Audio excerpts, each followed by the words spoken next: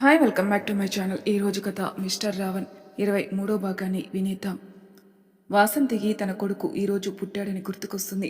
మనసులో బాధగా నా కొడుకు ఎలా ఉన్నాడో ఏమో, ఒక్కసారైనా కళ్ళతో చూస్తే బాగుండని ద్రోణాన్ని చూస్తుంది. ద్రోణ సేమ్ తన భర్తలాగే ఉన్నాడు. ఈ అబ్బాయి నా కొడుకైతే బాగుండు అనుకుంటుంది. రా అమ్మా అని తన చేయి పట్టుకుని కేక్ దగ్గర తీసుకెళ్తాడు. అప్పుడే రాహుల్ మురళి దగ్గరికి వస్తాడు. మురళి, రాహుల్ హ్యాపీ బర్త్డే అని క్లాప్స్ కొడుతూ పాడుతూ ఉంటారు. వాసంతిని పట్టుకుని ద్రోణ కేక్ కట్ చేస్తాడు. వాసంతి కళ్ళలో నీళ్లు వస్తాయి. తన తెలియకుండానే కేక్ తీసేసి ద్రోణ నోట్లో పెడుతుంది. కన్నీళ్లతో ద్రోణ తింటూ వాళ్ళ అమ్మ కూడా ఒక పీస్ పెడతాడు. వాళ్ళ అమ్మని గట్టిగా హక్ చేసుకుని ఏడుస్తాడు ద్రోణ. మురళి అన్ని ఫొటోస్ తీస్తూ ఉంటాడు. వాసంతి నవ్వుతూ, ఎందుకు కన్నీళ్ళు, నువ్వు ఎప్పుడు హ్యాపీగా ఉండాలి. ఆమె నవ్వుతూ అతను ఆ రోజు బయట నుంచి ఫుడ్ ఆర్డర్ పెడతాడు. నలుగురు కలిసి తిని ఎంజాయ్ చేస్తారు. నలుగురు కూర్చుని మాట్లాడుకుంటూ ఉంటారు. మురళి గురించి, రాహుల్ గురించి అన్ని వివరాలు అడుగుతుంటే పక్కనే ఉన్న ద్రోణ అలా వాసంతి ఒడిలో తల పెడతాడు. ద్రోణ అతని తలనిమురుతూ వాళ్ళ మాటలు వింటూ ఉంది. ద్రోణ రిలాక్స్గా కళ్ళు మూసుకుని పడుకుంటాడు. కళ్ళల్లో చిన్నప్పుడు అమ్మతో ఆడుకుని అన్నీ గుర్తుకొస్తున్నాయి. రాహుల్ ద్రోణాన్ని చూసి, అమ్మ వాడు పడుకున్నాడు అంటాడు. అమ్మ ప్రేమ దొరక్క చాలా సంవత్సరాలైంది పాపం. అలాగే పడుకున్నాడు, పర్వాలేదులే, నేను కాసేపు ఇలాగే కూర్చుంటాను. ఆ రోజులా గడిచిపోతుంది. ఉదయాన్నే వాసంతి లేచేసరికి రాహుల్ అన్నీ తీసుకొచ్చి పెడతాడు. కిచెన్లో కాఫీ ఇస్తుంది. ఆంటీ, మీరు కూడా కాఫీ తెచ్చుకోండి, మాతో పాటే తాగొచ్చు అన్నాడు. లేదులే, నేను ద్రోణాబాబు లేచాక కాఫీ ఇచ్చి తాగుతాను. అలా అంటారేంటమ్మా, మీరు ఎప్పుడైనా తాగొచ్చు, ఎప్పుడైనా ఎదురు చూస్తుంది అమ్మ నవ్వుతూ. తను కూడా కాఫీ తెచ్చుకొని తాగుతుంది. అప్పుడే ద్రోణ వచ్చి చూస్తాడు. ముగ్గురు కాఫీ తాగుతూ కనపడతారు. హాయ్ అమ్మ, గుడ్ మార్నింగ్ అన్నాడు. గుడ్ మార్నింగ్ నాన్న, చాలా లేటుగా నిద్రలేచావు. చాలా రోజుల తర్వాత పడుకున్నాను కదమ్మా. ఏంటి మురళి, ఉదయాన్నే బయటికెళ్ళావా, ఏవైనా విషయాలా? సడన్గా మురళి గుర్తుకొస్తుంది. నేను ఇప్పుడే కాఫీ తాగాను, వెళ్ళి కనుక్కొని వస్తానని మురళి గబగబా బయటికెళ్తాడు. ఎందుకు ద్రోణ మురళి అలా పంపించావు? ఏమున్నాయి నీకు విషయాలు కనుక్కోవడానికి? ఏమీ లేదమ్మా, మా తాత నానమ్మ ఒకటే పెళ్లి చేసుకోమని చావు కొడుతున్నారు. ఏదో కవర్ ఇచ్చారు, చూద్దామనుకున్నా. కానీ ఒక విషయం, ఒకరి గురించి ఎంక్వైరీ చేయమని చెప్పాను. వాసంతి ద్రోణాన్ని చూస్తూ, ముందు ఎవరి గురించో ఒకరు ఎంక్వైరీ చేసే బదులు నీ తాతయ్య నీకు అంత నమ్మకంతో ఇచ్చిన కవర్ ఏంటో చూసుకో. అదంతా పెద్దగా ఏముండదులే అమ్మా, ముందు చూడు ద్రోణ. వాళ్ళ అమ్మ చెప్పగానే బెడ్రూమ్లోకి వెళ్ళి తన బ్యాగ్లో నుంచి కవర్ తీసుకొచ్చి వాళ్ళ అమ్మ ముందు పెడతాడు. నువ్వు చూడమ్మా, అందులో ఉన్నది నువ్వు చెప్పాలి, ఏదైనా చేస్తాను. అదేంటి ద్రోణ అలా అంటావు? అది నీకు ఇష్టం ఉండాలి, నేను చెప్పగానే చేస్తే ఎలా? మా తాతయ్య మాత్రం అందులో ఉన్నది తప్పనిసరిగా చేయమని చెప్పాడు. నేను చేయను అనుకున్నా, ఇప్పుడు మీరు చెప్తున్నారు కదా, చేస్తాను. కవర్ని చూడగానే వాసంతి వణికిపోతుంది. వాళ్ళమ్మ పరిస్థితి చూసి తన చేతిని గట్టిగా పట్టుకుని, ఏమైందమ్మా అలా వణికిపోతున్నావు?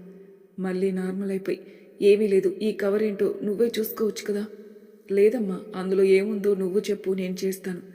సరే అని వణుకుతున్న చేతులతో కవర్ ఓపెన్ చేస్తుంది.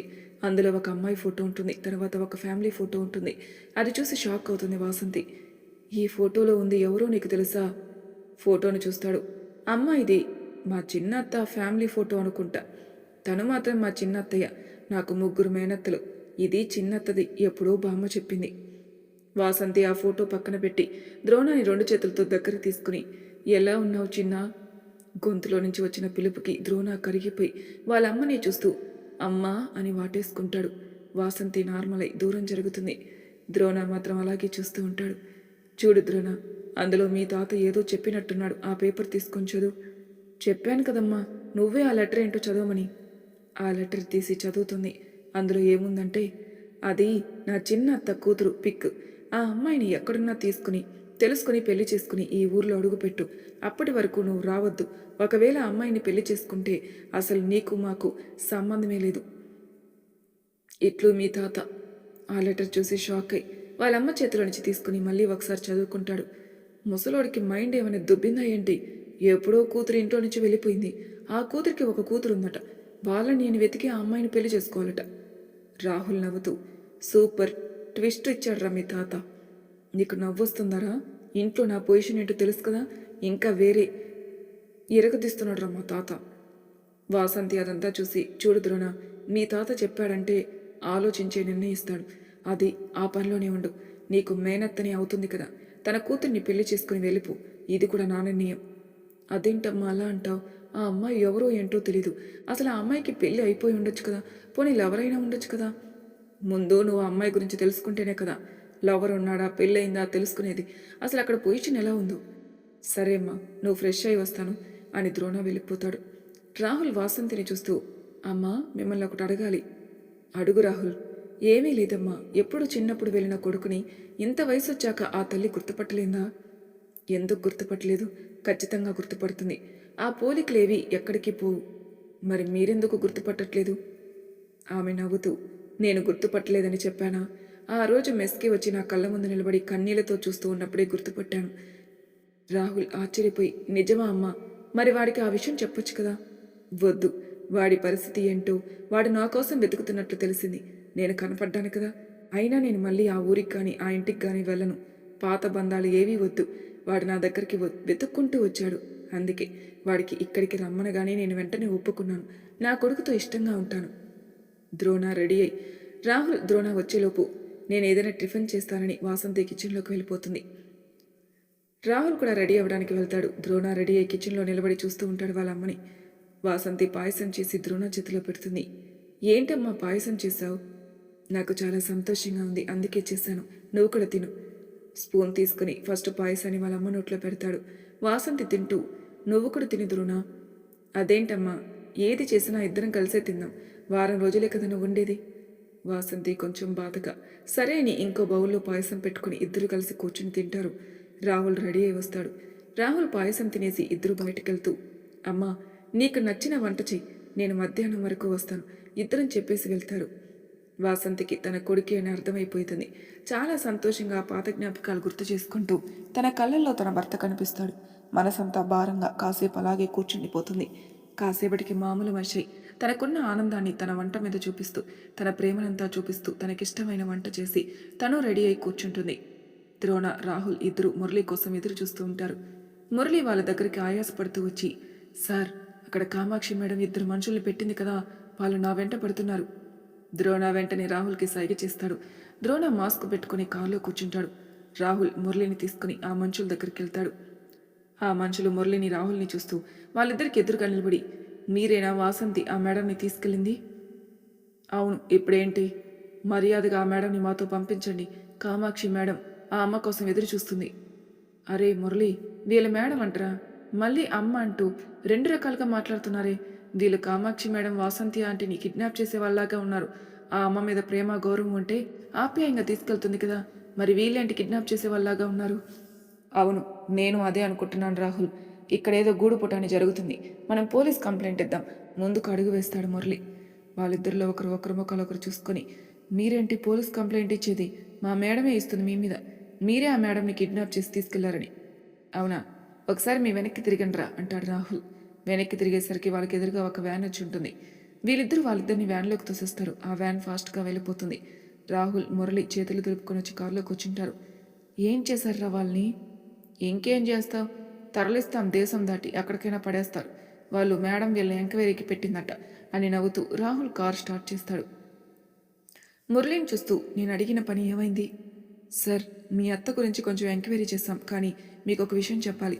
మీ అత్త ఎప్పుడో చనిపోయింది. వాట్ అని గట్టిగా అరుస్తాడు ద్రోణ. అవును సార్, మీరు బాధపడకండి. తనకి ఒక పాప ఉంది. మీ అత్త చనిపోయి చాలా సంవత్సరాలైంది, కానీ మీ అత్త అతన్ని ఇష్టపడి చేసుకుందా తెలీదు. కానీ చాలా నరకం చూపించాడు. వేరే పెళ్లి కూడా చేసుకున్నాడు. వాళ్ళకి ఒక కూతురు కూడా ఉంది. ద్రోణ బాధగా ఆ ఫోటోని చూస్తాడు, వాళ్ళ అత్తయ్యని. ద్రోణకి మూడంతా బాగుండదు. సరే ఇంటికి పోనిస్తాడు. రాహుల్ కారుని వాళ్ళ ఫ్లాట్కి తీసుకెళ్లాడు. వాళ్ళ ఇంట్లోకి అడుగు పెట్టడమే వాసంతి ఫోన్ రింగ్ అవ్వడం ఒకటేసారి జరుగుతాయి. వాసంతి వెళ్ళి ఆ చిన్న ఫోన్ చూస్తూ ఫోన్ ఎత్తి, హలో పండు అంటుంది. ద్రోణ అదిరిపడతాడు. ఫోన్ ఎవరితో మాట్లాడుతుంది, పండు ఎవరు అని. వాసంతి వాళ్ళని గమనించకుండా ఫోన్లో మాట్లాడుతూనే ఉంది. రాహుల్ ద్రోణ భుజం మీద చేయి వేసి, ఎందుకురా అంత టెన్షన్ పడుతున్నావు? ఎన్ని సంవత్సరాలు ఎవరి దగ్గర ఉందో, వాళ్ళ ఇంట్లో వాళ్ళే కావచ్చు, తన కోసం ఫోన్ చేసుంటారు. చచ్చా, అలానే కాదురా, అమ్మకి ఫోన్ చేసి అంత ప్రేమగా ఉన్న మనుషులు ఉన్నారా అనుకున్నాను. వాసంతి వాళ్ళని చూసి, సరే పండు ఉంటాను అని ఫోన్ పెట్టేస్తుంది. ద్రోణకి అడగాలన్నా అడగలేకపోతాడు. ఫోన్ పక్కన పెట్టి, మీరు కాలు చేతులు కడుక్కోండి, భోజనం వడ్డిస్తాను అంటుంది. ద్రోణ ఫ్రెష్ అయ్యి వచ్చి టేబుల్ దగ్గర కూర్చుంటాడు. ప్రేమగా తన కొడుకును చూస్తూ, ఎన్నో సంవత్సరాల నుంచి ఎదురు చూస్తున్నది ప్రేమగా వడ్డిస్తుంది. వాళ్ళ అమ్మ చేతి వంట ఎన్నో సంవత్సరాల తర్వాత తింటున్నాడు. ఎంతో హ్యాపీగా ఇష్టంగా తింటాడు ద్రోణ. సార్, అమ్మ చేతి వంట ఎంత బాగుందో అని నవ్వుతూ, మురళి నువ్వు చెప్పినట్టు సూపర్గా చేస్తుందమ్మ. అమ్మ మనతో పాటు పర్మనెంట్గా ఉంటే బాగుండు అని వాసంతిని చూస్తూ ఉంటాడు ద్రోణ. అమ్మ అనుకుంటే అయిపోతుంది సార్, కానీ అమ్మకు రావడం ఇష్టం లేదు కదా అంటాడు. వాసంతి నవ్వుతూ, రాలేను నాన్న, వారం రోజులు అన్నారు కదా, ఇక్కడ వారం రోజులు ఉంటాను మీతో పాటు అంటుంది. అమ్మా, నువ్వు కూడా కూర్చొని మాతో పాటే తిను, అందరం కలిసి లంచ్ చేయొచ్చు. లేదు ద్రోణ, మీకు వడ్డించి నేను తర్వాత తింటాను. లేదమ్మా అని తన పక్కన కూర్చోబెట్టుకుంటాడు. వాసంతి తన ప్లేట్లో పెట్టించుకుంటుంది. అందరూ కలిసి భోజనం చేస్తారు. వాసంతి తినేసి కాసేపు వెళ్ళి పడుకుంటుంది. ద్రోణ ఆలోచనలో పడతాడు. ఈ పండు ఎవరు? అమ్మ అంత ప్రేమగా పిలుస్తుంది. అమ్మ ఎవరితోటి ఎక్కువ రిలేషన్ పెట్టుకున్నట్లు అనిపించలేదు. నన్ను గుర్తుపట్టిందా? నేను అడగగానే వచ్చేసింది అంటే నన్ను గుర్తుపట్టింది. ఎవరి దగ్గరికి రానివ్వని అమ్మ నాతో ఎందుకు వచ్చింది? ఈ పండు ఎవరో తెలుసుకోవాలి అని ఆలోచనలో పడతాడు. ఏంట్రా ద్రోణ అలా ఆలోచిస్తున్నావు? అమ్మ గురించే కదా. నువ్వే అమ్మని డైరెక్ట్గా అడగచ్చు కదా. బాగోదేమోరా, అమ్మ పర్సనల్ కదా, అమ్మ చెప్తే వింటే బాగుంటుందని. అయితే వెయిట్ చెయ్యి అమ్మ చెప్పే వరకు.